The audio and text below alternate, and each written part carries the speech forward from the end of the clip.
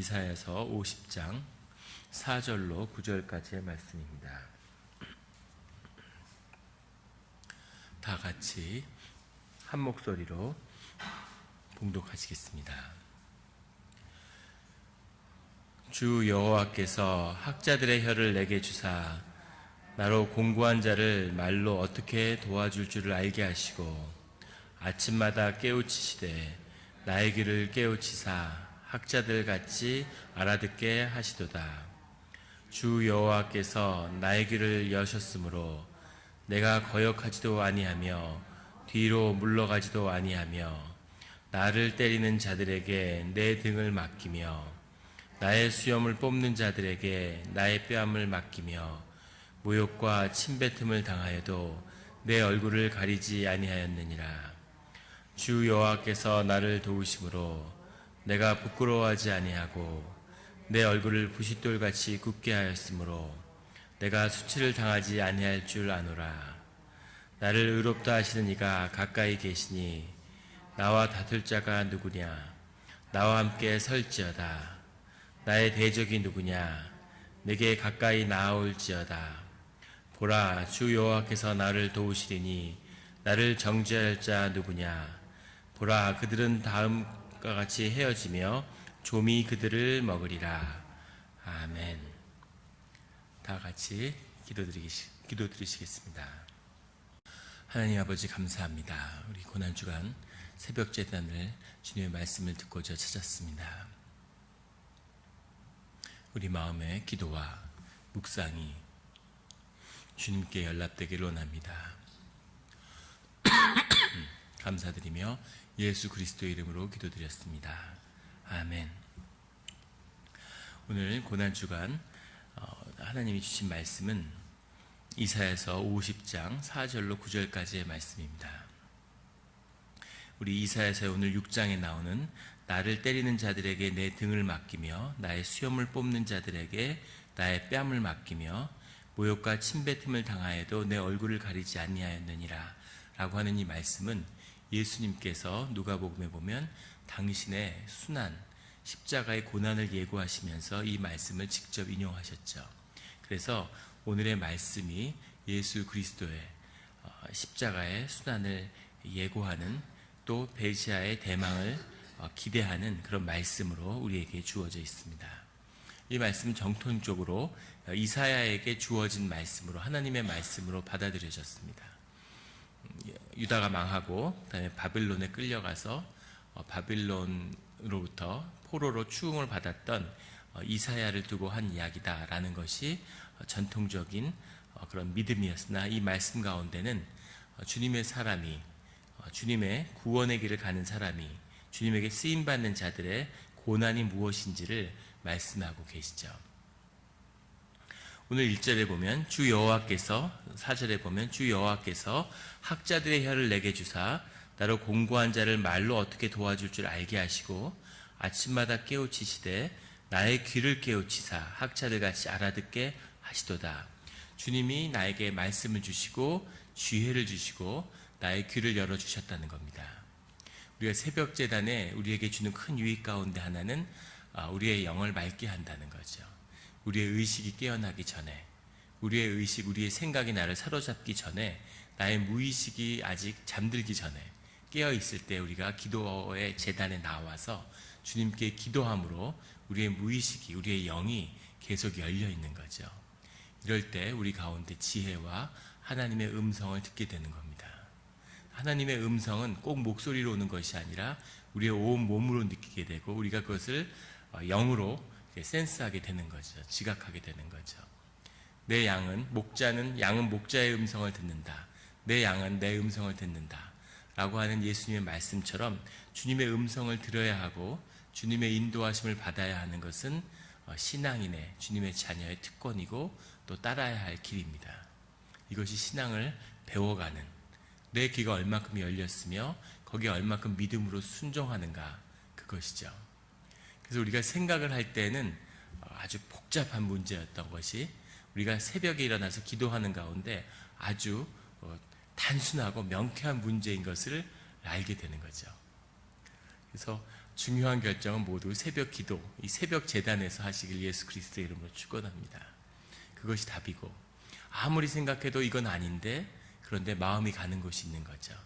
생각을 하면 이게 아닌데 마음은 그렇지 않는 곳을 가리키고 있는 겁니다.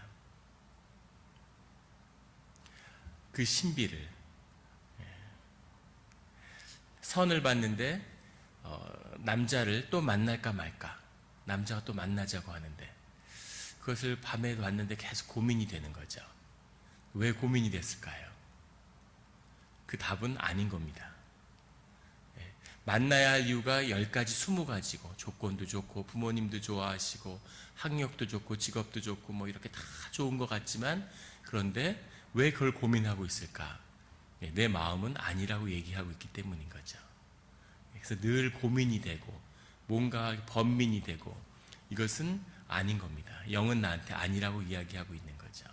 그래서 우리 마음 가운데 이 새벽에 우리 영이 맑을 때 그 음성을 듣는 거죠. 모든 결정을 이 새벽 재단에 가져와서 기도하는 가운데 결정해야 되는 겁니다. 그러면 그게 되게 바보 같은 결정 같고 아닌 결정 같지만 그 결정이 답이 되는 거죠. 그것을 믿음으로 붙잡고 가는 것, 그것이 믿음이고 신앙입니다. 제가 이제 비자를 신청하는데 이렇게 종교 비자가 있고 또 다른 EB2라고 하는 비자가 있는데, 하나는 시간이 오래 걸리는데 값이 싸고, 하나는 빨리 하는데 값이 비싼 거죠. 자, 빨리 하는 걸로 마음이 갈까요? 천천히 가는 걸로 마음이 갈까요? 이제서 시작하는데, 변호사는 빨리 가라는 걸 권할까요? 늦게 가는 걸 권할까요? 그래서 마음이 흔들리는 거죠. 근데 판단이 쓰지 않는 겁니다. 아무리 생각을 해도 변호사가 자꾸 자문을 하니까 더 마음이 잡히지 않죠.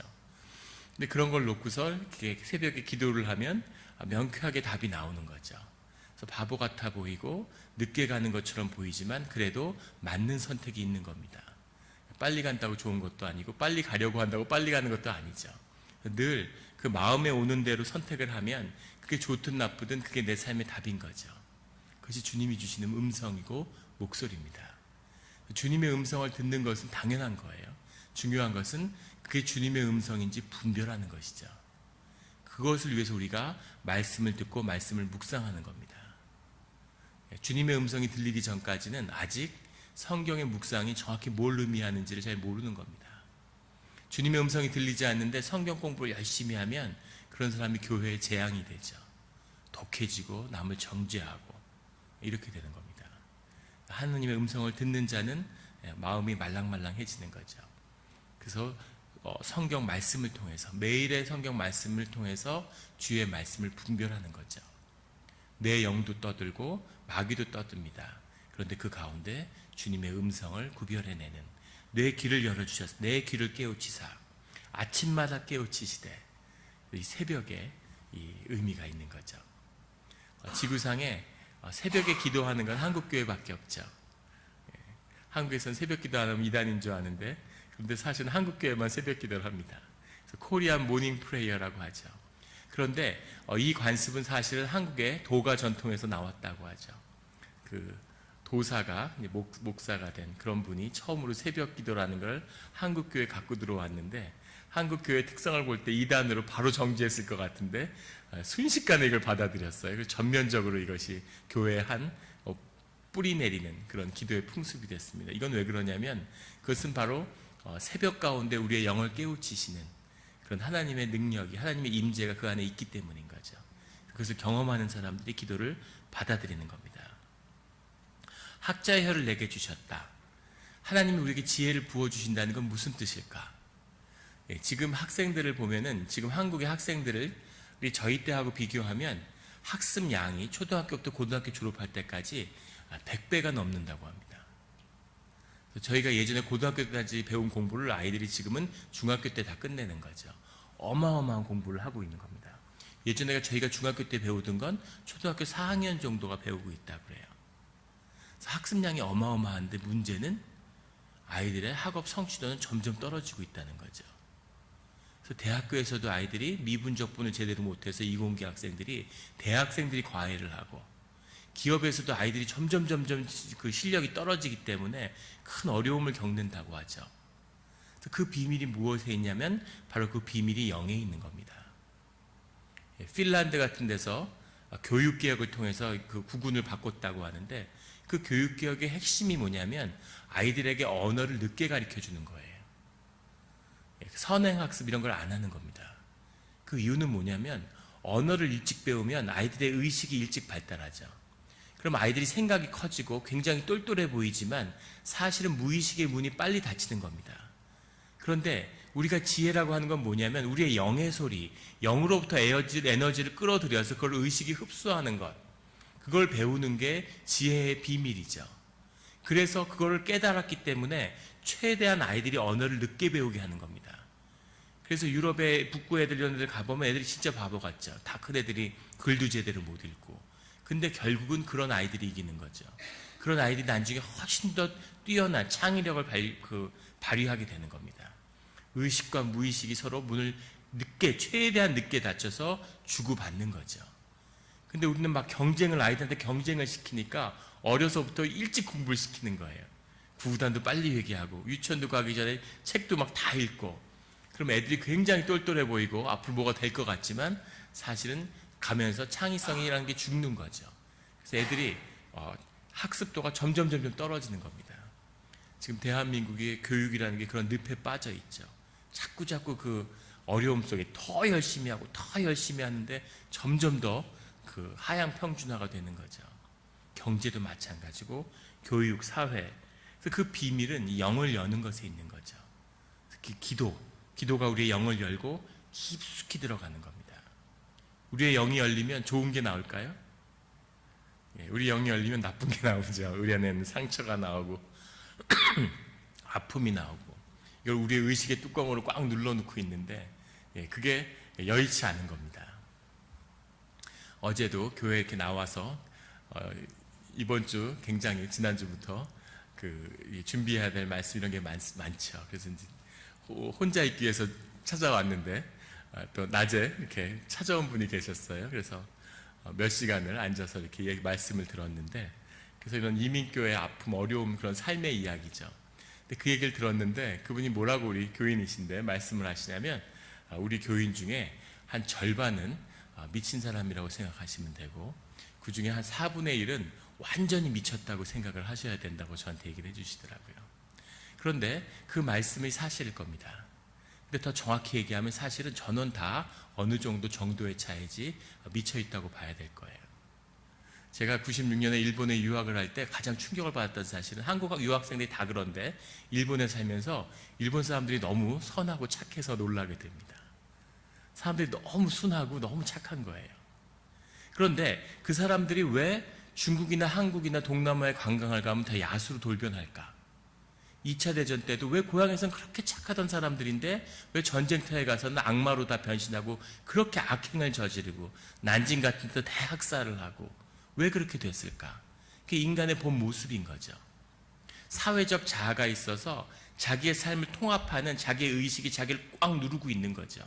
자기의 환경하고 자기의 자아가 연결되어 있기 때문에 그 의식이 자꾸 사회를 통해서 힘을 받는 겁니다. 그래서 자기 자신을 억누르고 살아가고 있죠.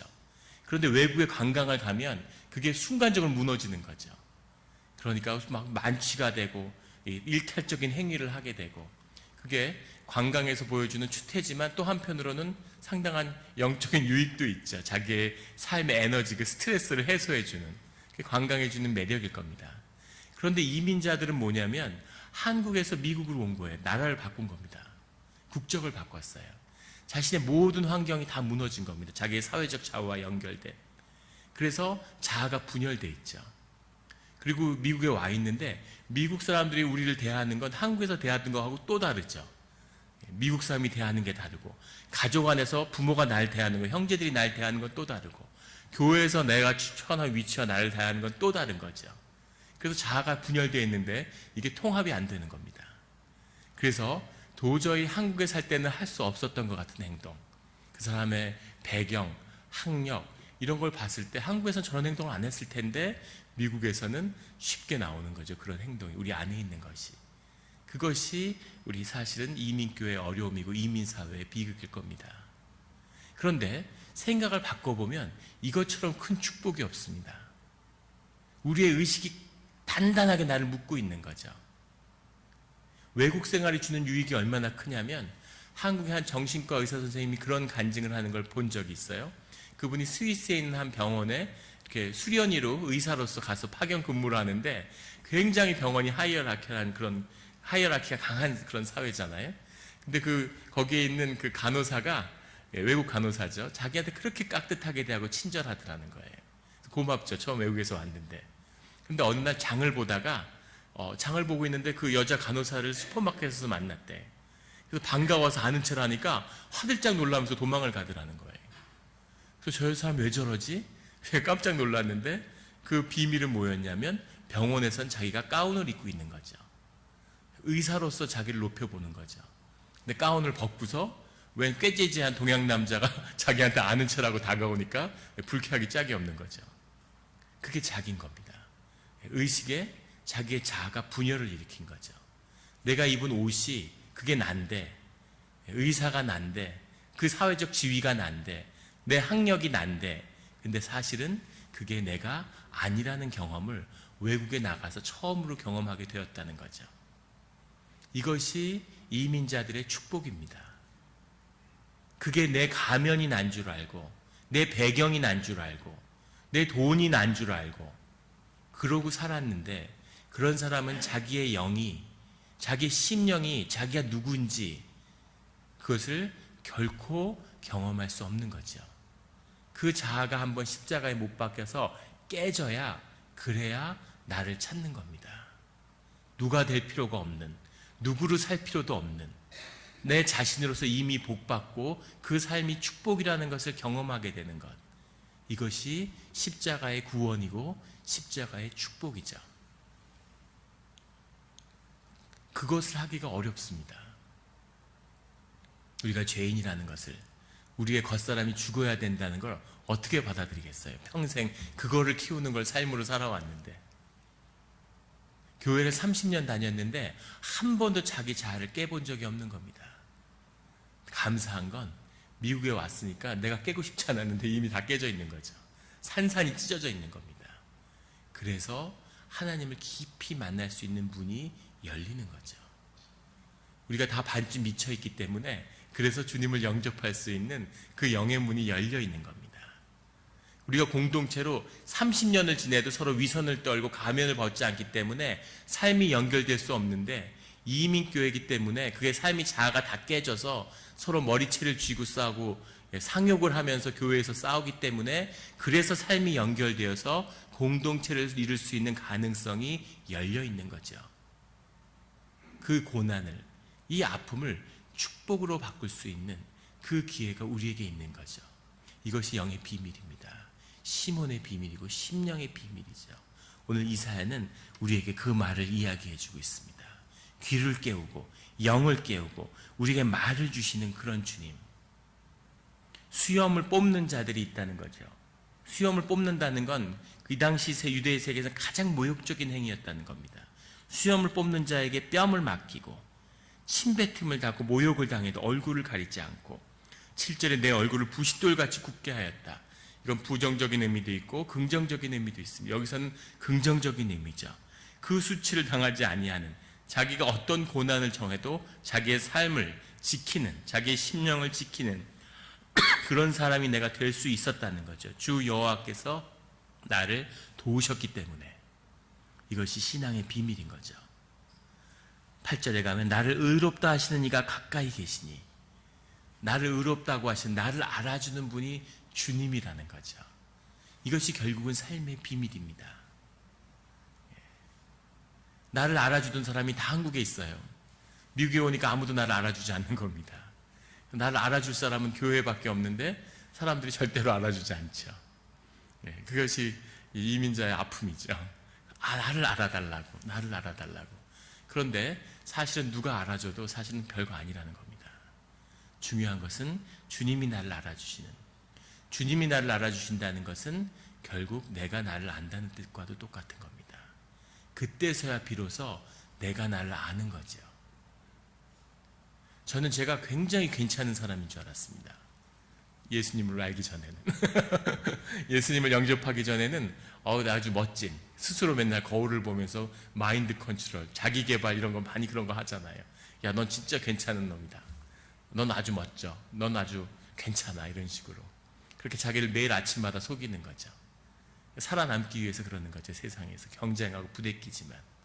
그런데 그다지 멋지지도 않고 경쟁력도 없고, 저는 제가 굉장히 공부를 좋아하는 사람인 줄 알았습니다. 그런데 예수님을 영접하고 나서 보니까, 내 자신을 십자가에서 거울처럼 마주하고 보니까 나는 그런 사람이 아닌 거예요. 꼼꼼하고 완벽주의자인 줄 알았는데 아주 허당인 거죠. 그러나 아무 상관이 없는 겁니다. 내가 누구든 그게 무슨 상관입니까? 난 유니크하고 세상에 하나님이 주신 난 나밖에 없는데, 내가 나로 사는 게 쉬운 일이고 축복이고 기쁨의 원천인 거죠. 더 좋아질 필요도 없고 더 완벽해질 필요도 없고, 세상은 늘 우리를 정죄하고 속이죠. 너 그거 갖고는 안 돼. 네 모습 갖고는 어디 내밀질 못해. 조금 더 열심히 해야 돼. 조금 더 해야 돼. 조금 더 갈고 닦아야 돼. 그런데 십자가의 보혈로 우리를 덮으신 성령은 우리에게 뭐라고 말씀하시냐면, 넌 이미 충분하다고 얘기하시는 거죠. 하나님의 형상대로 지은 하나님의 섭리 안에 있는 완전한 존재로서 우리가 있는 겁니다. 그것을 누리지 못하고 그것으로 쓰지 못하는 거죠. 그 자리에 쓰지 못하기 때문에 삶이 연결돼서 공동체를 이루지 못하는 겁니다. 내가 나면 상처받을 게 뭐가 있고, 내가 나면 수치가 뭐가 있겠습니까? 내가 나면 뭐 때문에 모욕을 느끼고 남을 용서할 수 없는 그런 감정에 잡힐 이유가 뭐가 있겠어요? 나는 나일 뿐인데 남들이 뭐라 그러던 그런 상태가 돼야 라이프 투게더라고 하는 교회의 공동체의 비밀이 풀리는 거죠. 삶의 연결이 풀리는 겁니다. 9절에 가면, 보라, 주 여호와께서 나를 도우시리니 나를 정죄할 자가 누구냐, 이것인 거죠. 보라, 보라, 십자가를 보라, 예수 그리스도를 보라. 나를 정죄할 자가 누구냐. 나와 함께 설지어다. 그들은 다 옷과 같이 헤어지며 좀이 그들을 먹으리라. 우리가 거짓으로, 가면으로 쓴 세상의 모든 것들은 다 지나가고 썩어지고 흩어지는 것이죠. 조물 먹는 것이죠. 그러나 주님과 가까이 있는, 보라, 주 여호와께서 나를 도우시리니 나를 정죄할 자가 누구냐. 주 안에서 자유하고 온전한 그런 삶을 누리시는 성도님들이 되시기를. 고난이 축복임을, 결국 그 끝에 십자가가 우리를 부활로, 진정한 속사람으로 사는 우리의 삶을 열어주는 것임을, 이민사회가 저주인 줄 알았는데 이것이 축복인 것임을, 이민교회가 정말 지옥인 줄 알았는데 사실은 이것이 천국의 문에 가까이 와 있는 것임을 보게 되는 그 축복에 함께 하시길 예수 그리스도의 이름으로 축원합니다. 기도하시겠습니다. 하나님 아버지, 감사합니다. 늘 주님 귀한 말씀 주시고 우리로 용기와 믿음을 주시니 감사합니다. 주님, 우리가 많은 삶의 제목을, 기도의 제목을 가지고 주님 앞에 나왔습니다. 우리의 귀를 열어주셔서 우리에게 말씀을 주시고, 우리가 모든 일들을 주님의 영으로 판단해서 주님의 선택을 할 수 있게 하여 주시옵소서. 두려움 없이 지금의 고난이 모두 흘러가는 한때의 소낙비 같은 것임을 깨달아 알게 하시고, 그 뒤에 있는 주님을 만나서 우리 시몬의, 우리 삶의 비밀을, 생명의 비밀을 깨달아 삶이 축복으로 바뀌는 그런 일들이 일어나게 하여 주시옵소서. 이민교회를 하나님 들어 쓰시고 축복하시는 줄 믿습니다. 감사드리며 예수 그리스도 이름으로 기도드렸습니다. 아멘.